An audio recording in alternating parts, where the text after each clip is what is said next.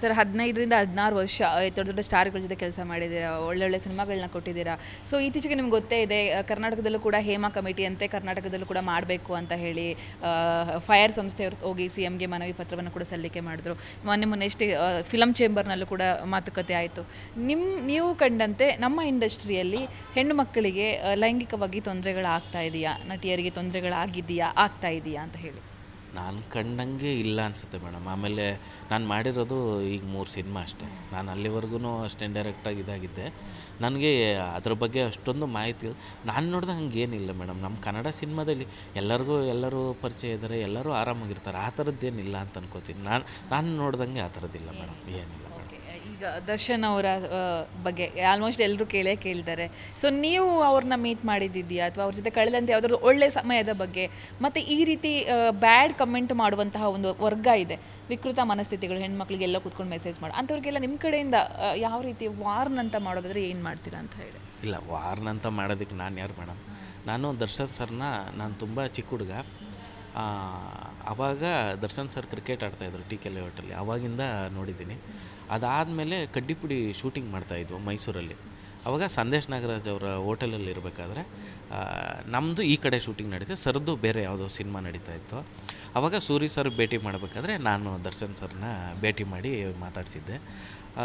ಇವತ್ತಿನ ಪರಿಸ್ಥಿತಿಯಲ್ಲಿ ಏನಂದರೆ ಮೇಡಮ್, ಇವಾಗ ಯಾವುದೇ ಸ್ಟೇಟ್ಮೆಂಟ್ ಕೊಡೋದಕ್ಕೆ ನಾನು ಅರ್ಹನಲ್ಲ. ಇವಾಗ ಇದೆಲ್ಲ ಕೋರ್ಟು ಮೆಟ್ಲಲ್ಲಿರೋದ್ರಿಂದ ನಮ್ಗೆ ಯಾರ ಪರ್ಸ್ಪೆಕ್ಟಿವ್ ಸರಿ, ಯಾರ ಪರ್ಸ್ಪೆಕ್ಟಿವ್ ತಪ್ಪು ಅನ್ನೋದು ಗೊತ್ತಿಲ್ಲ ಮೇಡಮ್.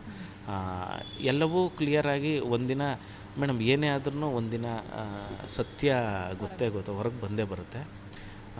ಬಟ್ಟು ನನಗೆ ಇವತ್ತಿನ ಪರಿಸ್ಥಿತಿ ಕಮೆಂಟ್ಸು ಅದೆಲ್ಲ ಸ್ವಲ್ಪ ನೋಡ್ಕೊಂಡು ಯೋಚನೆ ಮಾಡಿ ಹಾಕಿದ್ರೆ better madam.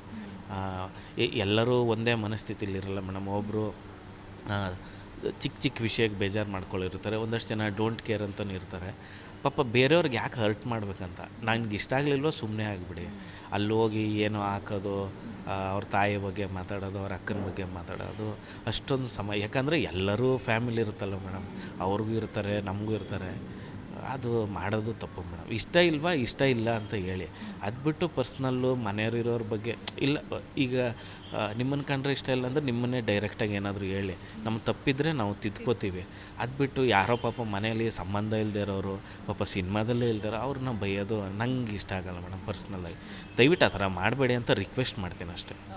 Sir, Kalapatra cinema success ಆಗಿದ್ದಾಗಿದೆ, ಇನ್ನೂ ಕೂಡ ಜನ ಬಂದು ಥಿಯೇಟ್ರಲ್ಲಿ ನೋಡ್ತಾ ಇದ್ದಾರೆ. ಸೊ ಮುಂದೆ ಈ ಸಿನಿಮಾನ ನೋಡಿ ಅಂತ ಒಂದಷ್ಟು ಜನಕ್ಕೆ ಹೇಳೋದಾದರೆ, ನಮ್ಮ ಕಡೆನೂ ಹೇಳಿದ್ವಿ ಚೆನ್ನಾಗಿದೆ ಬನ್ನಿ ನೋಡಿ ಅಂತ ಹೇಳಿ, ನಿಮ್ಮ ಕಡೆನೇ ಹೇಳೋದು. ಜೊತೆಗೆ ಮುಂದಿನ ಪ್ರಾಜೆಕ್ಟು ಯಾವ ಥರ ಸಿನಿಮಾಗಳನ್ನು ಕೊಡಬೇಕು ಅಂದ್ಕೊಂಡಿದ್ದೀರಾ, ಯಾವ ರೀತಿ ತಯಾರಿಗಳಾಗ್ತಾ ಇದೆ ಅಂತ? ಮುಂದಿನ ಸಿನಿಮಾ ಬಂದು ಬರೀ ನಟನೆ ಮಾಡ್ತಾಯಿದ್ದೀನಿ. ಇನ್ನೊಂದು ಮಾರ್ಚ್ ಏಪ್ರಿಲ್ ಆ ಟೈಮ್ಗೆ ನಂದೊಂದು ಡೈರೆಕ್ಷನ್ ಸಿನಿಮಾ ಅನೌನ್ಸ್ ಮಾಡೋಣ ಅಂತ ಅಂದ್ಕೊಂಡಿದ್ವಿ. ಸ್ಕ್ರಿಪ್ಟ್ ವರ್ಕ್ ನಡೀತಾ ಇದೆ, ಶೀಘ್ರದಲ್ಲೇ ಹೇಳ್ತೀನಿ ಮೇಡಮ್. ಜಿ ಕನ್ನಡ ನ್ಯೂಸ್ ಈಗ ನಿಮ್ಮ ಮನೆಯಲ್ಲೇ ನೋಡಿ, ಎಲ್ಲ ಕೇಬಲ್ಗಳಲ್ಲಿ ಈಗ ಲಭ್ಯ.